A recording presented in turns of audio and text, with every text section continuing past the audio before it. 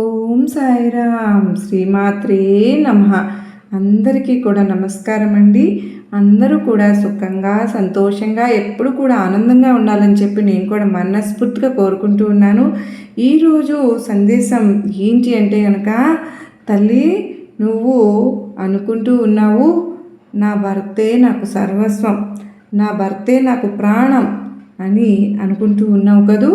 నాకు తెలుసమ్మా, ప్రతి ఆడపిల్ల ఇలాగే అనుకుంటారు. మరి నీ భర్త గురించి నువ్వే నమ్మలేనటువంటి అతి రహస్యమైన 3 విషయాలు వింటే నువ్వు గుడ్లు తేలేస్తావు. అలా అని చెప్పి భయపడి వినకుండా ఉంటే కనుక చాలా వరకు కూడా నువ్వు నష్టపోతావు. ఇది నేను నీ మంచి కోసం నీ ముందుకు తీసుకువస్తున్నటువంటి, నీకు మాత్రమే తెలియపరుస్తూ ఉన్నటువంటి రహస్యం. జాగ్రత్తగా తెలుసుకుని నేను చెప్పే మాటలను ఆచరిస్తే చాలా వరకు కూడా నీ జీవితంలో అద్భుతం జరుగుతుంది అని చెప్తూ ఉన్నారు. మనకి చెప్పాలి అని అనుకుంటున్నారు. సందేశం ఎక్కడ కూడా స్కిప్ చేయకుండా జాగ్రత్తగా వింటే మీకు తెలుస్తుందండి.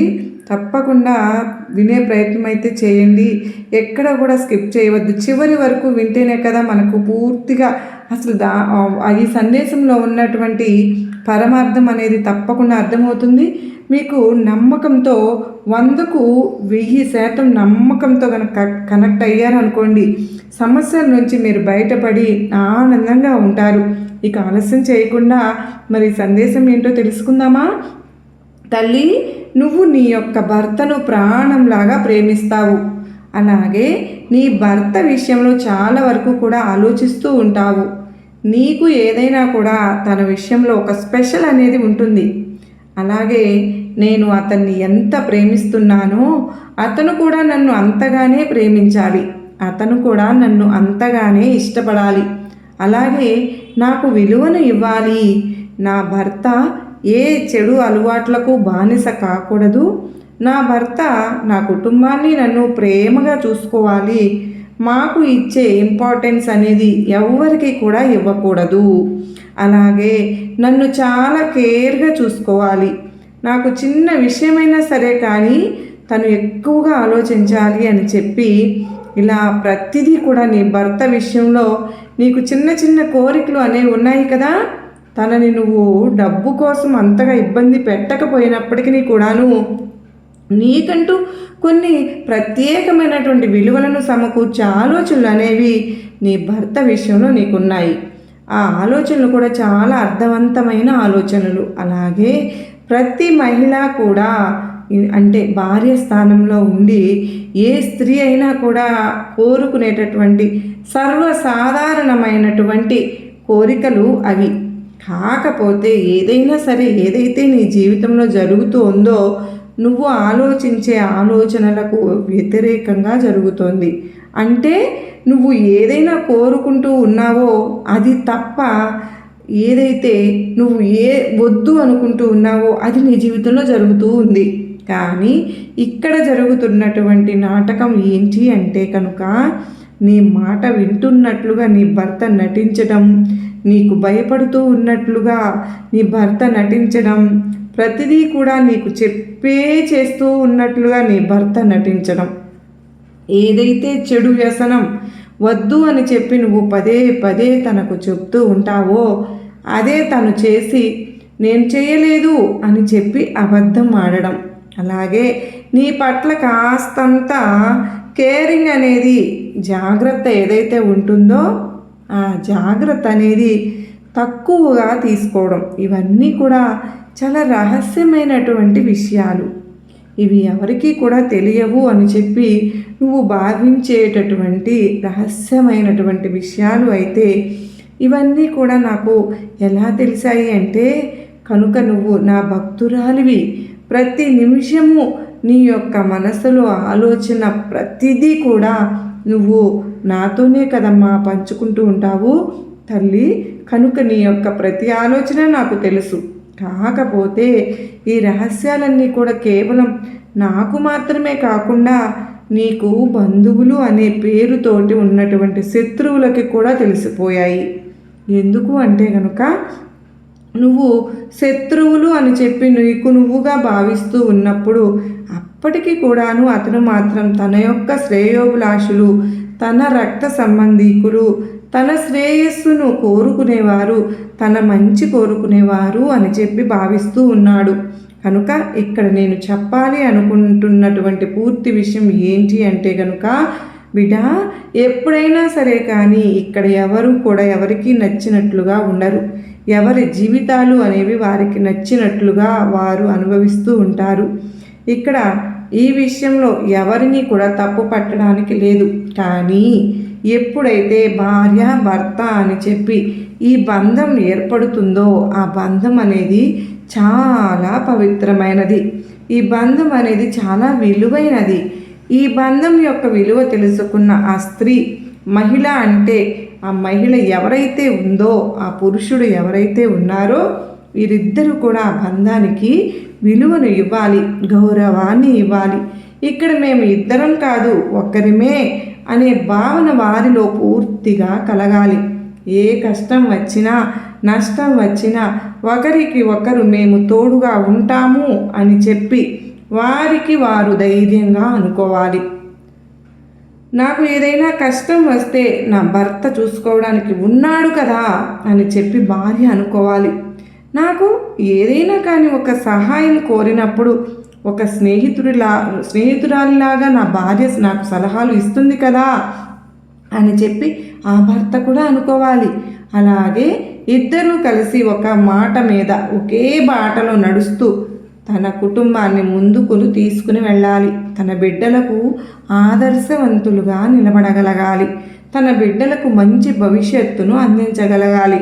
ఇక్కడ ఇప్పుడు ఉన్నటువంటి ఈ పరిస్థితుల్లో ఎవరైతే భార్యాభర్తలు ఉన్నారో చాలామంది కూడా 80% మందిని గమనించుకున్నట్లయితే చాలామంది కూడా అనుకున్నటువంటి ఆలోచన ఏంటి అంటే కనుక, చాలామంది ఎవరి జీవితాలు వారివే. ఇక్కడ మేము ఒకరిమి కాదు, ఇద్దరము. నేను సంపాదిస్తున్న డబ్బు నాకు హక్కు, వారు సంపాదిస్తున్న డబ్బు నా ఇష్టం. నేను ఏ వ్యసనమైనా చేసుకుంటాను, ఏ అలవాటు కూడా ఎవరి కోసము మార్చుకోను. అలాగే కుటుంబానికి ఎంతవరకు తేవాలి, ఎంతవరకు పెట్టాలి, ఎంతవరకు చూసుకోవాలో అన్నీ నాకు తెలుసు. నాకు ఒకరు చెప్పాల్సినటువంటి అవసరం లేదు. నేను ఎవరి మాటకు విలువను ఇవ్వను. నేను ఏంటో టైంకి ఇంటికి వెళ్ళానా, తిన్నానా, బయటకు వెళ్ళిపోయానా అన్నట్లుగా మగ మనిషి ఉంటూ ఉన్నారు. ముఖ్యంగా ఒక మగాడి ఆలోచన అనేది అందరికీ కాదు. ఇక్కడ అండర్లైన్ చేసుకోవాల్సిన విషయం ఏంటి అంటే కనుక, కొంతమందిని ఉద్దేశించి మాత్రమే ఇది చెప్పడం జరుగుతుంది. బిడ్డా, ఈ విషయంలో నీ ఇంట్లో కూడా ఇదే జరుగుతుందా అని చెప్పి నువ్వు ఆలోచించుకోవాలి. ఎందుకు అంటే కనుక, భార్యాభర్తలు అంటే ఎప్పుడైనా సరే ఒక బాట మీద నడవాలి. నేను ఇక్కడ ఇద్దరిని విడిపోమని చెప్పడం లేదు. ఎందుకు అంటే అందరి మనస్తత్వాలు అనేవి ఒకేలాగా ఉండవు. కనుకనే తల్లి, నువ్వు ఇక్కడ పూర్తిగా గుర్తుంచుకోవాల్సిన విషయం ఏంటి అంటే కనుక, నువ్వు నీ భర్త నువ్వు తిన్నా తినకపోయినా కూడా తిన్నావా అని చెప్పి ప్రేమగా అడగడం, లేదా అలాగే నీ భర్త నీకు ఏదైనా సరే అనారోగ్య సమస్య వచ్చినప్పుడు, నీకు ఒంట్లో బాగాలేదా, నీకు నేను ఉన్నాను కదా, నీకు అనారోగ్యం అని చెప్పి ఎప్పుడు ఆలోచించవద్దు, భయపడవద్దు. నేను నిన్ను ప్రేమగా చూసుకుంటాను, ఎంత ఖర్చు అయినా కూడా నీ కోసం పెడతాను అని చెప్పి అనడము, లేదా అలాగే ఎప్పుడు నీకు రోగాలే అని చెప్పి నిన్ను తిడుతూ ఉన్నారా, అలాగే తను నీకు ఏదైనా ఇష్టం లేదో ఏదైతే అది అంటే తన యొక్క స్నేహితులతోటి ఎప్పుడు సెలవు వచ్చిన ప్రతిసారి సమయాన్ని కేటాయిస్తూ, అలాగే వారితోటి మద్యం సేవించటం, ఇలా చేస్తూ రాత్రి పగలు అనేది తేడా లేకుండా వారితోటే సమయాన్ని ఎక్కువగా కేటాయిస్తూ నిన్ను నీ బిడ్డలను సరిగ్గా పట్టించుకోకుండా మీకు సమయాన్ని ఇవ్వకుండా చేస్తూ ఉన్నారా? నువ్వు దేని గురించి ఎంత వాదించినా కూడా నీ మాటకు విలువ అనేది ఇవ్వడం లేదా? అలాగే నీకు కేవలం ఇంట్లోకి బియ్యము, కూరగాయలు, సరుకులు అంతవరకే తీసుకువచ్చి పిల్లల ఫీజులు ఇవన్నీ కూడా అడపాదడపాగా కట్టి ఏదైనా ఒక చీర కొనుక్కుందాము అన్నా, లేదంటే కనుక ఒక డ్రెస్ కొనుక్కుందాము అన్నా కూడా డబ్బులు ఏమాత్రం కూడా ఇవ్వడం లేదా? తన జాగ్రత్తలో తనే ఉండే ప్రయత్నం చేస్తున్నారా? ఇలా ఏ మార్పు అయినా గతంలో కంటే కూడా ఇప్పుడు నీకు తేడాగా కనిపిస్తోందా? అయితే ఇక్కడ నీ భర్త నీ చెప్పు చేతుల్లో లేరు. ఇక్కడ చెప్పు చేతల్లో అంటే నిన్ను తనని ఒక పంజరంలాగా పెట్టి బంధించి ఈ మాటలకు బానిస చేసుకోమని చెప్పడం లేదు. ఇవన్నీ కూడా ఎందుకు చెప్తున్నాను అంటే కనుక నువ్వు దేని గురించి కూడా అంతలా ఆలోచించవద్దు. ఇక్కడ తనకు ప్రేమ లేదు అని తెలిసినప్పుడు, తను నీ గురించి అంతగా పట్టించుకోలేనప్పుడు, అర్థమైనప్పుడు తన గురించి ఆలోచించి నువ్వు ఈ మనసుని పాడు చేసుకోవాల్సిన అవసరం లేదు తల్లి. ఇక్కడ తనలో మార్పు రానప్పుడు నీలో మార్పు రావడం మొదలవ్వాలి. ఎందుకంటే ఈ యొక్క జీవితం అనేది చాలా చిన్నది. ఈ జీవితంలో ఒక్కసారి ఒకరి మీద ఒకరు పంతాలు పట్టింపులు అనేవి పెట్టుకుంటే అది చిన్న భిన్నమైపోతుంది. ఒకరికి కోపం వచ్చినప్పుడు మరొకరు ఆ యొక్క కోపాన్ని తగ్గించుకుంటే, ఒకరు పెద్దగా మాట్లాడుతూ ఉన్నప్పుడు మరొకరు అలా అరవడం సరైన పద్ధతి కాదు అని చెప్పి తెలుసుకోగలగాలి. అలాగే ఒకరు కుటుంబ పరువును బజారున పెడుతూ ఉన్నప్పుడు మరొకరు నోరు మూసుకుని ఉండాలి. ఒక్కొక్కసారి నోరుండి మోగవాడిలాగా మూగదానిలాగా కూర్చుండి, గుడ్డిదానిలాగా చెవిటి దానిలాగా బ్రతకాలి. అప్పుడేనమ్మా కాపురం అనేది చాలా సక్రమ మార్గంలో వెళ్తూ ఉంటుంది. తనకి కోపం ఉండవచ్చు, ప్రేమ లేకపోవచ్చు, ఆవేశం ఉండవచ్చు, చెడు వ్యసనాలు కూడా ఉండవచ్చు, స్నేహితులతో తిరుగుతూ ఉండవచ్చు, డబ్బుని ఖర్చు చేస్తూ ఉండవచ్చు, పొదుపు చేయకుండా కూడా ఉండవచ్చు. వాటి కోసం నువ్వు ఆ ఆలోచనలు తనలో ఒక మార్పును తీసుకురావడం కోసం ఎన్నో రకాలుగా ప్రయత్నించావుగా. ఎన్నో మాటలను చెప్పి చూశావు. ఎంత చెప్పినా కూడా తనలో ఇసుక రేణు అంత మార్పును కూడా నువ్వు తీసుకురాగలిగావా? సాధించలేకపోయావు కదా. ఇక తనను మూర్ఖుడుగా భావించి నువ్వు చేసే ప్రయత్నాలు నువ్వు చేసుకోవాలి. అలాగే కానీ దానికోసం ఆలోచించి నా జీవితం అంతా అయిపోయింది, నా భర్త నా మాట వినడం లేదు, ఒక రకమైనటువంటి డిప్రెషన్లోకి వెళ్ళిపోయి మనసును పాడు చేసేసుకుని మానసికంగా కుంగిపోయి అనారోగ్య సమస్యలు తెచ్చుకుని బిడ్డల్ని సరిగ్గా పట్టించుకోకుండా ఉండి మనసంతా కూడా గందరగోళంగా ఉంచుకుంటూ ఇల్లంతా కూడా రణరంగ వాతావరణాన్ని నువ్వు సిద్ధం చేసుకుంటూ ఎప్పుడు కూడా ఏదో కోల్పోయిన దానిలాగా ఎక్కడా కూడా సంతోషకరమైన వాతావరణం అనేదే లేకుండా, పాజిటివిటీ అనేదే లేకుండా ఒక రకమైనటువంటి నెగిటివ్ భావనలతో కనుక నువ్వు బ్రతికావు అంటే నీ జీవితంలో చాలా కోల్పోతున్నావని అర్థం. ఇక్కడ ఎవరినో చూసుకుని సంతోషం రావాలి అంటే అందరికీ అన్ని అదృష్టాలు అనేవి రాసి పెట్టకపోవచ్చు. తల్లి బిడ్డా, ఒక్క విషయం గుర్తుంచుకోమ్మా, ఇక్కడ మనం అనుకున్నప్పుడే అంతా కూడా బాగుంటుంది. అలాగే ఎప్పుడైనా కానీ రెండు చేతులు కలిస్తేనే చప్పట్లు అవుతాయి. తల్లి బిడ్డ, ఎప్పుడైనా కానీ అతను నీ యొక్క ఆలోచనలకు అనుకూలంగా లేరు అని చెప్పి అతని కోసం అతిగా ఆలోచించి మనసుని పాడు చేసుకోవద్దు, ఆరోగ్యాన్ని పాడు చేసుకోవద్దు, కుటుంబ వాతావరణాన్ని కూడా పాడు చేసుకోవద్దు. తల్లి ఓర్పుగా ఉండాలి. ఆడదానికి భూదేవికి ఉన్నంత ఓర్పు ఉంటుంది. అలాగే ఆ తల్లి మహాశక్తికి ఉన్నటువంటి శక్తి ఉంటుంది. ఆడది తలుచుకుంటే ఏదైనా కూడా సాధించగలదు. కనుక మానసికంగా కృంగిపోతూ నీలో శక్తిని క్షీణింప చేసుకోవద్దు. నువ్వు చాలా శక్తివంతమైన వ్యక్తివి. అలాగే నువ్వు ఏదైనా కూడా తలచుకుంటే అనుకుంటే సాధించగలుగుతావు. నీ యొక్క మనసుని నువ్వు జయించగలవు. ఇప్పుడు ఏదైతే మానసికమైనటువంటి ఒత్తిడి నిన్ను కృంగదీస్తూ ఉందో ఆ ఒత్తిడి నుంచి నువ్వు బయటపడగలగాలి అంటే సంతోషకరమైనటువంటి మార్గాన్ని నువ్వు ఎంచుకోవాలి. వారి జీవితంలో ఆనందంగా ఉండడం కోసం ఏ రకమైన మార్గంలో అడుగు పెడితే ఆనందంగా ఉంటావో ఆలోచించుకోవాలి. ఇప్పుడు కూడా ఏదో కోల్పోయిన దానిలాగా జీవితాన్ని అలా గడుపుతూ వెళ్ళనే వద్దు. నువ్వు నీ కుటుంబం కోసం చేయగలిగినంత చేయగలగాలి. నీ బిడ్డల కోసం చేయగలిగినంత చేయగలగాలి. ఇక్కడ నీ భర్త నీకు తెలియకుండా చాలా రహస్యాలను దాస్తూ ఉన్నారు. మందు తాగలేదు అని చెప్పి తన యొక్క కుటుంబం కోసం అంటే తన యొక్క తల్లిదండ్రుల కోసం లేదంటే కనుక వారి యొక్క తోబుట్టువుల కోసం ఏదైతే చేస్తూ ఉన్నారో అది తప్పు అని చెప్పి అనడం లేదు. కానీ నిన్ను కూడా నిర్లక్ష్యం చేసి వారి ముందు నిన్ను కూడా తప్పుగా క్రియేట్ చేసి అతను చేస్తున్నటువంటి ఈ నిర్లక్ష్యం మాత్రం ఖచ్చితంగా సరైనది కాదు. అలాగే వారు ఏదైతే తన స్నేహితులతోటి చేస్తున్నటువంటి పని ఉందో అంటే నీ మీద చాడీలు చెప్పడం, నువ్వు మంచిగా ఉన్నప్పటికీ కూడా నువ్వు గయ్యాలి అనే ముద్రను వేయటం, అలాగే నిన్ను నలుగురిలో చిన్నతనంగా క్రియేట్ చేయడం, ఇటువంటివన్నీ కూడా చాలా వరకు తప్పే చేస్తూ ఉన్నారు. తన తప్పు తాను తెలుసుకునే రోజు ఖచ్చితంగా వస్తుంది బిడ్డ. అతని కోసం నువ్వు ఇక నుంచైనా కానీ ఆలోచన మానేస్తాను అని చెప్పి నాకు మాట ఇవ్వాలి. ఎందుకు అంటే అతని కోసం నువ్వు ఆలోచించి నీ మనసుని నువ్వు పాడు చేసుకోకూడదు. తల్లి, నీకు ఇంతలా నేను ఇంత చెప్తూ ఉన్నా కూడా నీ భర్త గురించి నీకు కొంతైనా అవగాహన అనేది అవసరం. ఎందుకంటే ఇతని కోసం నువ్వు ఆలోచించి నీ ఆరోగ్యాన్ని నిర్లక్ష్యం చేసుకుంటున్నావు, నీ యొక్క మానసికమైనటువంటి ప్రశాంతతను దూరం చేసుకుంటున్నావు.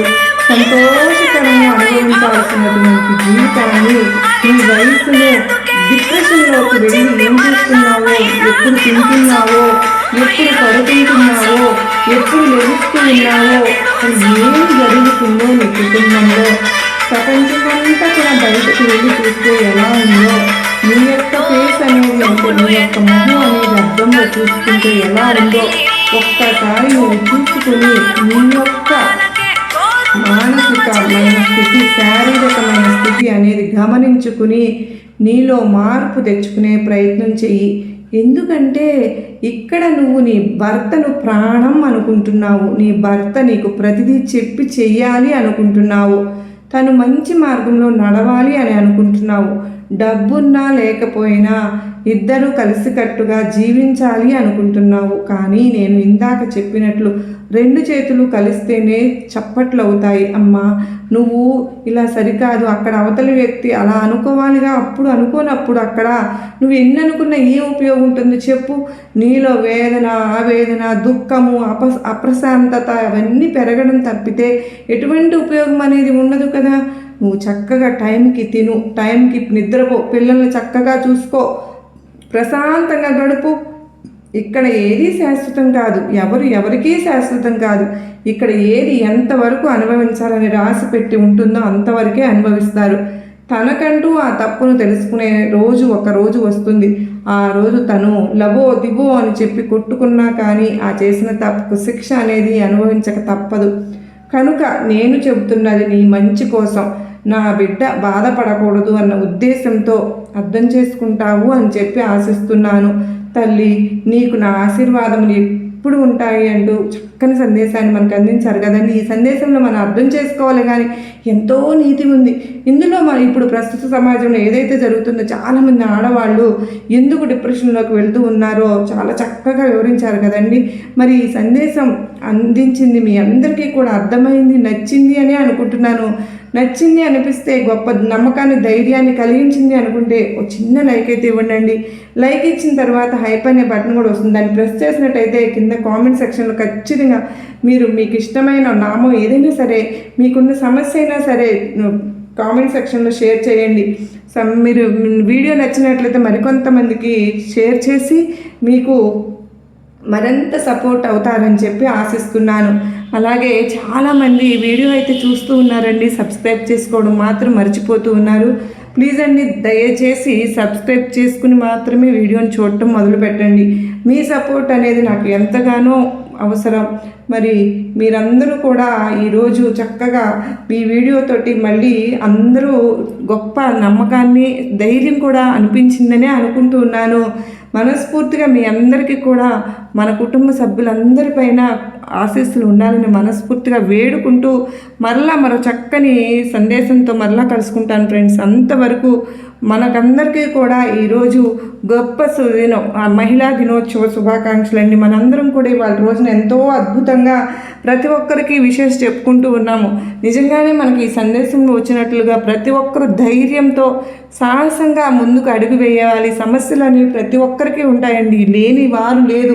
ప్రతి ఇంట్లోనూ చిన్న చెట్టుకు చిన్న గాలి, పెద్ద చెట్టుకు పెద్ద గాలి అన్నట్లుగా ప్రతి ఒక్కరి జీవితంలోనూ సమస్యలు అనేవి ఉన్నాయి. కానీ వాటికి కృంగిపోకుండా మనందరము కూడా గొప్ప మార్గం కోసం ఎదురు చూడాలి. మనం ఏం చేస్తే మనం ధైర్యంగా ఉండగలుగుతామో, చక్కగా ప్రతి ఒక్కటి కూడా మన సమస్య నుంచి మనం బయటపడగలుగుతామో, పరిష్కారం అనేది మన దగ్గరే ఉంటుంది. ప్రతి ఒక్కరికి కూడా మనకు ఆడవాళ్లకు ప్రతి ఒక్కరికి అందరూ ఒకరికొకరు సపోర్ట్గా అనేది ఉండాలి. ఒకరిని చూసి ఒకరు ఈర్ష్య అనేది అది దేనికి యూజ్ అవ్వదు. ఈర్ష్య పడడం వల్ల ఏం జరుగుతుంది? ప్రతి ఒక్క దానివల్ల ఏమైనా చిన్న ఉపయోగం ఉందా? వాళ్ళ ప్రారంధానుసారం వాళ్ళకి అదృష్టం వచ్చింది, దానిలో మనకేముంది నష్టం? మనం కూడా ఆ సంతోషంలో పాల్గొంటే మనకు కూడా రేపటి రోజున సంతోషం అనేది వస్తుంది ఏదో ఒక రోజు. అంతేగాని ఈర్ష్యపడటం పరిష్కార మార్గం కాదని మరొక్కసారి చెప్పుకుంటూ సర్వేజన సుఖినో భవంతు.